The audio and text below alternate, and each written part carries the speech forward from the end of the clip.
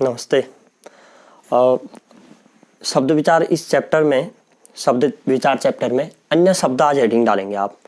कल तक आपने या अभी तक के वीडियोज में आपने शब्दों के विभिन्न प्रकार के भेद पढ़े, अवधारणात्मक शब्द इससे पहला वीडियो में बनाया था। आज अन्य शब्द आप हेडिंग डालेंगे। अन्य शब्दों में आज दो टॉपिक पढ़ाऊंगा, ऊनार्थक शब्द और समूहवाची शब्द। ठीक है, इससे कई बार क्वेश्चन भी आ चुका है। ऊनार्थक शब्दों से कई बार क्वेश्चन भी आ चुका है। समूहवाची शब्दों से वाक्य शुद्धि में भी क्वेश्चन आते हैं और शब्द विचार से भी क्वेश्चन आते हैं। शुद्ध वाक्य का चयन कीजिए में भी यहाँ से क्वेश्चन आते हैं। इसलिए ठीक है, आप क्रम से पढ़ लेंगे। इससे पहले जो वीडियो पढ़ाया हूं उनको इसके बाद लिखोगे तो आपका गलती होने की संभावना रहेगी। इसलिए हम पहले ही कह दे रहे हैं क्रम से पढ़ेंगे और मैंने क्रम से ही वीडियो डाले हैं। आप भी उसी क्रम से लिख लीजिए। ठीक है, लिखना शुरू कीजिए। पहले हेडिंग डाल दिया अन्य शब्दों में ऊनार्थक शब्द। ऊनार्थक शब्द, ठीक है, हेडिंग डाल दी ना, ऊनार्थक शब्द। अब पहले समझना है, लिखना फिर है, पहले समझना है। ठीक है, ध्यान देना। अभी आप लिखने का मैं लिखाऊंगा उसके बाद। ठीक है, ऊनार्थक शब्द किसको कहते हैं ध्यान देना। यहां शब्द दो देखो, ऊन धन अर्थक। ऊन धन अर्थक दो शब्दों से मिलकर ऊनार्थक बना है। ऊन का मतलब क्या होता है? ऊन का मतलब होता है, ध्यान देना, ऊन माने होता है न्यून।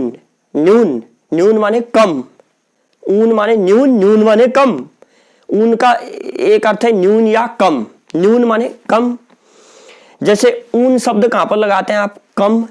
जैसे 50 में ऊन लगा देते हैं तो क्या बन जाता है? 49। 50 से एक कम है ना, 49। ऊन माने कम, तो 50 से कम 49। 60 से कम 59। 70 से कम 69। 40 से कम 39 है ना। ऊन माने कम, न्यून।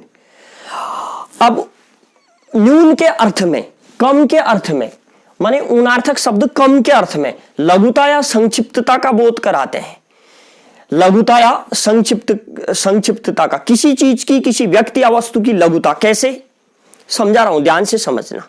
कैसे? जैसे मैं बोल देता हूं, आप अंतर समझ जाओगे। जैसे मैं बोल देता हूं, एक शब्द है जैसे डिब्बा। डिब्बा, डिब्बा, और उसका ऊन बनाएंगे, ऊनार्थक बनाएंगे तो न्यून, छोटा, कम। तो डिब्बा का छोटा या कम, ऊन डिब्बा तो होगा नहीं, तो उसका ऊनार्थक शब्द क्या बन जाएगा? डिब्बा का ऊनार्थक शब्द बन जाता है डिबिया। डिब्बा का ऊनार्थक शब्द क्या बनता है? डिबिया।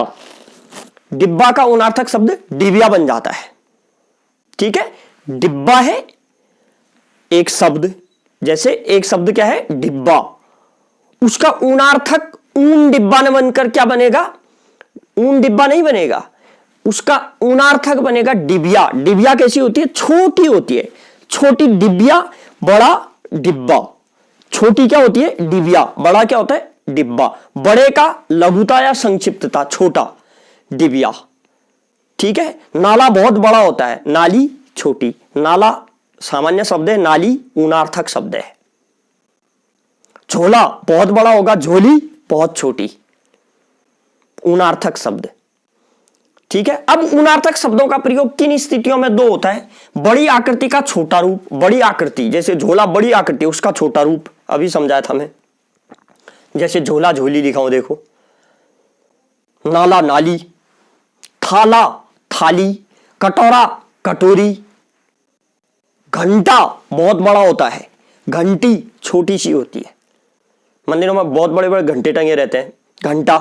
छोटी सी घंटी, ये ऊनार्थक शब्द क्या होते हैं? ये छोटे वाले, घंटी। घंटा ऊनार्थक शब्द नहीं है, घंटी ऊनार्थक शब्द है। इसलिए निम्नलिखित में से ऊनार्थक शब्द का चयन कीजिए। नीचे ऑप्शन बना देता है, ऊनार्थक शब्द किसे कहते हैं, या ऊनार्थक शब्द का चयन कीजिए, या ऑप्शन में आ सकता है ऊनार्थक शब्द किसे कहते हैं। ठीक है, दूसरा, छोटों के प्रति प्यार व स्नेह दर्शाने के लिए भी इसका प्रयोग होता है। जैसे बेटी है ना, बेटी है, उसके प्रति प्यार और स्नेह दर्शाने के लिए बिटिया। बेटी को हम बिटिया बोल देते हैं। अब जब बेटी बड़ी हो जाएगी तब भी बिटिया ही बोलते हैं, क्योंकि प्यार और स्नेह दर्शाने के लिए।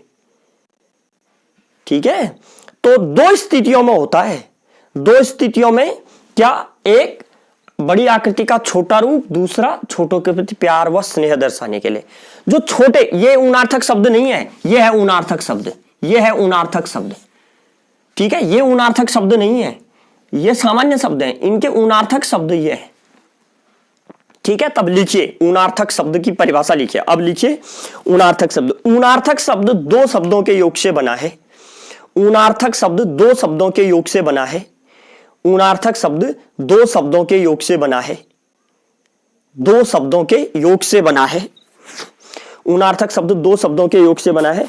ऊन धन अर्थक, ऊन धन अर्थक, ऊन धन अर्थक। ऊन का अर्थ लिखिए, ऊन का अर्थ न्यून या कम होता है। ऊन का अर्थ न्यून, ये न्यून या कम होता है। न्यून यहां लिख देते हैं हम। ऊन का अर्थ न्यून या कम होता है। ऊन का अर्थ न्यून या कम होता है। न्यून या कम होता है। अतः जिन शब्दों से अतः जिन शब्दों से लघुता या संक्षिप्तता, लघुता छोटा, संक्षिप्तता छोटा, लघुता या संक्षिप्तता का बोध होता है, लघुता या संक्षिप्तता का बोध होता है, उन्हें उनार्थक शब्द कहते हैं। लघुता या संक्षिप्तता का बोध होता है, उन्हें उनार्थक शब्द कहते हैं। लघुता या संक्षिप्तता का बोध होता है, उन्हें उनार्थक शब्द कहते हैं। लिखिए, उनार्थक शब्दों का प्रयोग दो स्थितियों में होता है। उनार्थक शब्दों का प्रयोग दो स्थितियों में होता है, दो स्थितियों में होता है ना। नंबर एक, बड़ी आकृति का छोटा रूप दर्शाने के लिए। नंबर एक लिखिए, बड़ी आकृति का छोटा रूप दर्शाने के लिए, बड़ी आकृति का छोटा रूप दर्शाने के लिए। जैसे झोला लिख सकते हो आप, यहां पर ब्रैकेट इसके नीचे लिख सकते हो, झोला के नीचे बड़ी आकृति, उसी के आगे झोली छोटी आकृति, झोली के ब्रैकेट में लिख देना उनार्थक शब्द। झोली उनार्थक शब्द है, ठीक है, झोली उनार्थक शब्द है, ठीक है। ये बड़ी आकृति, ये छोटी आकृति, ठीक है, छोटा रूप। अब नंबर दो लिख दीजिए। नंबर दो, छोटों के प्रति प्यार व स्नेह दर्शाने हेतु, छोटों के प्रति प्यार व स्नेह दर्शाने हेतु। नंबर दो, छोटों के प्रति प्यार व स्नेह दर्शाने हेतु, प्यार व स्नेह दर्शाने हेतु। बेटी उनार्थक शब्द क्या बन गया, बिटिया, बिटिया के पास लिख देना क्या, उनार्थक शब्द। ऐसे और क्या शब्द बन सकते हैं। पहले एक चीज और बताता हूं, क्या, ध्यान से सुनना। हाँ, जब मैं प्रत्यय पढ़ाऊंगा तब पढ़ाऊंगा, अभी सुनना है, अभी आपको खाली लिख देना है। प्रत्यय जब पढ़ोगे तो ये चीज भी समझ में आ जाएगी, क्योंकि अभी प्रत्यय आपने पढ़े नहीं है। जिन्होंने पढ़े हैं थोड़ा भी समझ में आते हैं, वो समझने का प्रयास करना। जिन्होंने नहीं पढ़े हैं उनको कोई चिंतित टेंशन करने की आवश्यकता नहीं है, टेंशन लेने की आवश्यकता नहीं है। वो प्रत्यय पढ़ेंगे, मैं बहुत अच्छी तरह समझाऊंगा। अभी आप सुनिए, प्रत्यय दो प्रकार के होते हैं, ठीक है। एक होता है कृत और एक होता है तद्धित, ठीक हो गया। जिनको समझ में आते हैं ठीक है, तद्धित, कृत और तद्धित। हमेशा उनार्थक शब्द ना तद्धित प्रत्ययों से बनते हैं। तद्धित माने जो शब्दों के अंत में लगते हैं, जो क्रिया के अंत में, जो शब्दों के अंत में। ये मैं समझाऊंगा, अभी लिखना मत। ये इतना लिख दो, क्या, उनार्थक शब्द तद्धित प्रत्ययों के योग से बनते हैं। एक पॉइंट लिख दो, एक नोट लिख दो, उनार्थक शब्द तद्धित प्रत्ययों के योग से बनते हैं।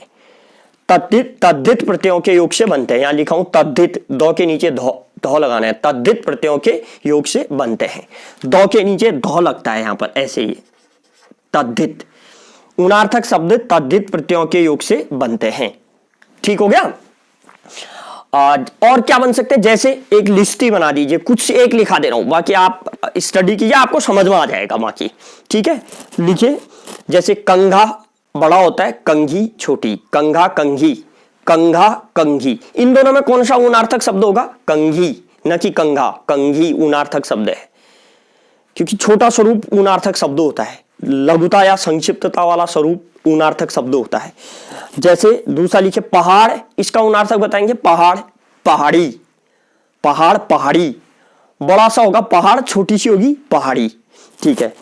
मुखड़ा, मुखड़ा प्यार दर्शाने के लिए मुखड़ी, मुखड़ा मुखड़ी, ठीक है, मुखड़ा मुखड़ी, ठीक है। उसके अलावा लिखे खाट, खाट बड़ी, खटिया छोटी, खाट खटिया, ठीक है। आंत, आंत, अंतड़ी, आंत, अंतड़ी, नाला, नाली, कटोरा, कटोरी आदि इत्यादि से समझ जाएंगे। कटोरी, छोटे वाले जो हैं कटोरी, नाली, ये क्या है? नाला बहुत बड़ा होता है, ठीक है। नाला 15, 20, 50 माने एक पूरे मोहल्ले से जब पानी निकलता है घरों से तो एक नाला बनता है, जबकि घर से जब पानी निकलता है तो नाली के माध्यम से निकलता है, ठीक है। छोटी सी नाली होती है, जब कई छोटी नालियां मिल जाएंगी तब एक क्या बनेगा? बड़ा नाला बनेगा, ठीक हो गया। बड़ा नाला बनेगा कई छोटी नालियों से। नाली छोटी होती है, ऊनार्थक शब्द नाली है, नाला बड़ा ऊनार्थक नहीं है, ठीक है।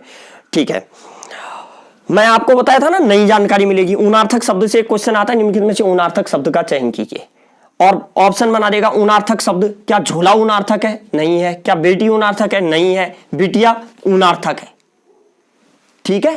तो ठीक है, अब नेक्स्ट से हेडिंग डालिए समूहवाची शब्द। मैं आपको फिर कह रहा हूं क्या कि आपको नई व बेहतरीन जानकारी मैं दूंगा। नई व बेहतरीन जानकारी, कुछ भी हिंदी व्याकरण में आपका नहीं छूटेगा। समूहवाची शब्द लिखिए, कुछ भी नहीं छूटेगा हिंदी व्याकरण का कोई पार्ट आपका। हिंदी व्याकरण में लगभग 99% में आपको क्लियर करा दूंगा। 1% हो सकता है मेरी अल्पज्ञता के कारण छूट जाए, हो सकता है 1% मैं नहीं जानता हूं, लेकिन 99% में आपको हिंदी व्याकरण क्लियर कराऊंगा। आप हेडिंग डालिए समूहवाची शब्द, पर आप लाइक करना मत भूलिए मेरी पोस्ट को, ठीक है। मेरे वीडियो को लाइक तो कर ही दीजिए, आपको पसंद आता है तो कोशिश कीजिए, शेयर कीजिए। लाइक का हमको इंतजार रहता है कि आप अधिक, जितने लोग लाइक करते हैं समझ हमारा उत्साहवर्धन है। आपका लाइक है, मैं और उत्साह से वीडियो बनाऊंगा, ठीक है। समूहवाची शब्द किसे कहते हैं? कमेंट कीजिए पक्का, ठीक है। समूहवाची शब्द किसे कहते हैं? देखो मैं क्या लिखा हूं, पहले आप समझना। हाँ, पहले समझना है आपको। क्या लिखा हूं? अनेक व्यक्ति या वस्तुओं के लिए जब एक शब्द का प्रयोग करना हो। हम भाषा भाषी लोग, मनुष्य की आदत क्या होती है ना, कम से कम शब्दों में ज्यादा बोलने की आदत होती है।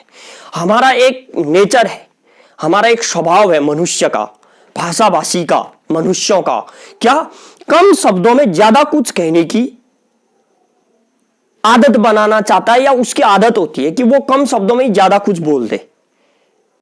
अब जब कम शब्दों में ज्यादा कुछ बोलना हो तो हमको समूहवाची शब्दों का प्रयोग करना पड़ता है, या फिर अनेक शब्दों के लिए एक शब्द एक चैप्टर आता है। पर अभी समूहवाची शब्द पढ़ा रहा हूं। जैसे देखो समूहवाची शब्द ना, अब जैसे ऐसे सोच लो, बहुत बकरियां जा रही हो, बहुत सारी बकरियां जा रही हो, बहुत सारे जानवर जा रहे हो या बकरियां जा रही हो, तो हम क्या बोलेंगे? हम बोलेंगे बकरियां, हम यही बोलेंगे बकरियां जा रही हैं। तो अनुमान लगाएगा आदमी कि भाई बकरियां जा रही हैं तो बहुत होंगी। अगर मैं समूहवाची शब्द का इस्तेमाल करूंगा तो मैं बकरियों के लिए एक शब्द क्या होता है? बकरियों का समाज होता है क्या? बकरियों का समाज नहीं होता है, मनुष्यों का होता है समाज। बकरियों का काफिला होता है क्या? नहीं होता है। बकरियों का काफिला यात्रियों का होता है काफिला। बकरियों का क्या होता है? झुंड। जानवरों के लिए झुंड शब्द का प्रयोग होता है। जानवरों के लिए समूहवाची शब्द क्या है? झुंड। बकरियों का झुंड जा रहा है, ये समूहवाची शब्द है। बकरियों का झुंड एक समूहवाची शब्द है। अब कई जहाज जा रहे हैं, माने पानी के कई जहाज जा रहे हैं, पानी में 100 जहाज एक साथ जा रहे हैं। सोच लीजिए, माना 100 जहाज एक साथ, तो क्या बोलोगे? बहुत जहाज जा रहे हैं। लेकिन समूहवाची शब्द क्या होंगे? क्या होगा समूहवाची शब्द? जहाजों का बेड़ा। जहाजों के लिए समूहवाची शब्द क्या होता है? बेड़ा। यहां से ना बहुत बार उसमें भी आता है, वाक्य शुद्ध कीजिए में भी, शुद्ध वाक्य का चयन कीजिए। जहाजों का बेड़ा, जहाजों का काफिला, ऐसे शब्द बना देगा। जहाजों का झुंड, ना तो झुंड होता है जहाजों का, झुंड तो जानवरों का होता है, काफिला यात्रियों का होता है। ये सब तो मैं बाद में लिखाऊंगा, अभी नहीं, पर अभी इसको समझा दूंगा, कुछ उदाहरण में लिखा दूंगा। बाद में मैं एक पूरी वीडियो बनाऊंगा, एक पूरी लिस्ट ही बनाऊंगा इनके ऊपर, वो आपको लिखाऊंगा मैं, ठीक है। अभी देखिए, अब लिखिए पहले, इतना तो समझ गए ना। क्या समूहवाची शब्दों में क्या होता है? जैसे जानवरों का झुंड होता है ना, और जहाजों का बेड़ा होता है, यात्रियों का काफिला होता है। ये समूहवाची शब्द हैं, यात्रियों का काफिला, जानवरों का झुंड। तो इस शब्दों में परिभाषा में लिखिए, जब कभी भाषा में लिखिए, जब कभी भाषा में अनेक व्यक्ति या वस्तुओं के लिए, अनेक व्यक्ति या वस्तुओं के लिए, जब कभी भाषा में अनेक व्यक्ति या वस्तुओं के लिए, अनेक व्यक्ति या वस्तुओं के लिए एक शब्द का प्रयोग किया जाए, एक शब्द का प्रयोग किया जाए तो, एक शब्द का प्रयोग किया जाए तो समूहवाची शब्दों की आवश्यकता होती है। समूहवाची शब्दों की आवश्यकता होती है। एक शब्द का प्रयोग किया जाए तो समूहवाची शब्दों की आवश्यकता होती है। इस प्रयोग में एक ही शब्द, इस प्रयोग में एक ही शब्द अनेक व्यक्ति या वस्तुओं के परिमाण का, अनेक व्यक्ति या वस्तुओं के परिमाण का, अनेक व्यक्ति या वस्तुओं के परिमाण का बोध करा देता है, परिमाण का बोध करा देता है। अनेक व्यक्ति या वस्तुओं के परिमाण का बोध करा देता है। जैसे जैसे जैसे लिखिए, जैसे कैसे लिखना है, हाँ ध्यान देना। जैसे लिखिए, नंबर 1, 2 प्रकार से लिखोगे। एक तो लिखो सामान्य प्रयोग, फिर समूहवाची लिखाऊंगा। सामान्य प्रयोग में क्या लिखो, हेडिंग नहीं लिखनी है, सामान्य प्रयोग लिखिए, बहुत जहाज जा रहे हैं, बहुत जहाज जा रहे हैं, बहुत जहाज जा रहे हैं। ये तो सामान्य सा प्रयोग था ना, इसके नीचे सामान्य प्रयोग, चलो लिख दीजिए इसके आगे सामान्य प्रयोग। अब समूहवाची में क्या होगा, जहाजों का बेड़ा जा रहा है, यह है समूहवाची शब्द, जहाजों का बेड़ा जा रहा है, डैश करके लीजिए, समूहवाची, समूहवाची शब्द। ठीक है, ऐसे ही और क्या हो सकता है समूह। अच्छा, एक और लिखिए, जैसे बहुत डाकू जा रहे हैं, बहुत डाकू जा रहे हैं, डाकू लुटेरे, बहुत डाकू जा रहे हैं, सामान्य प्रयोग। समूहवाची का प्रयोग करोगे तो क्या लिखोगे, समूहवाची का प्रयोग लिखोगे तो डाकुओं का गिरोह जा रहा है, डाकुओं का गिरोह होता है, लुटेरों का गिरोह होता है, डाकुओं का गिरोह जा रहा है, यह है समूहवाची शब्द, डाकुओं का गिरोह। ठीक है, ऐसे और समूहवाची शब्द क्या हो सकते हैं, जैसे चींटियों की बताओ, चींटियों के लिए क्या, बहुत सारी चींटियां जा रही हो तो झुंड नहीं बोलोगे, झुंड जानवरों के लिए बोलोगे, चींटियों के लिए नहीं। क्या बोलोगे, चींटियों की कतार जा रही है, कतार, एक कतार में जाती है ना चींटियां, चींटियों की कतार। ठीक है, ऐसे ही यात्रियों का काफिला, यात्रियों का काफिला, चाबी का गुच्छा, अंगूर का गुच्छा, चाबी का गुच्छा, अंगूर का गुच्छा। खिलाड़ियों की टीम, खिलाड़ियों की टीम, खिलाड़ियों का झुंड नहीं होगा, झुंड जानवरों का होता है, झुंड जानवरों का होता है। ठीक है, खिलाड़ियों की टीम। अनाज का ढेर, अनाज का झुंड तो कहोगे नहीं, अनाज की टीम तो कहोगे नहीं, अनाज का ढेर। चलिए, मैं और भी बहुत सारे इस प्रकार के शब्द लिखाऊंगा, वो अलग से एक वीडियो में, कई वीडियो बनाऊंगा इसके बाद में, शब्द विचार के बाद, चाहे वो ऊणार्थक शब्दों का बनाऊं, चाहे समूहवाची शब्दों का बनाऊं, चाहे अनेक शब्दों के लिए एक शब्द, चाहे पर्यायवाची शब्द, चाहे विलोम शब्द, चाहे फिर ये समशुद्ध भिन्नार्थक शब्द हो, चाहे अनेक शब्दों के लिए एक शब्द हो, इत्यादि। अगर आपको वीडियो पसंद आते तो लाइक करना मत भूलिए। ठीक है, अगले वीडियो का इंतजार कीजिए, तब तक के लिए आप लगातार स्टडी कीजिए, इंतजार कीजिए। धन्यवाद।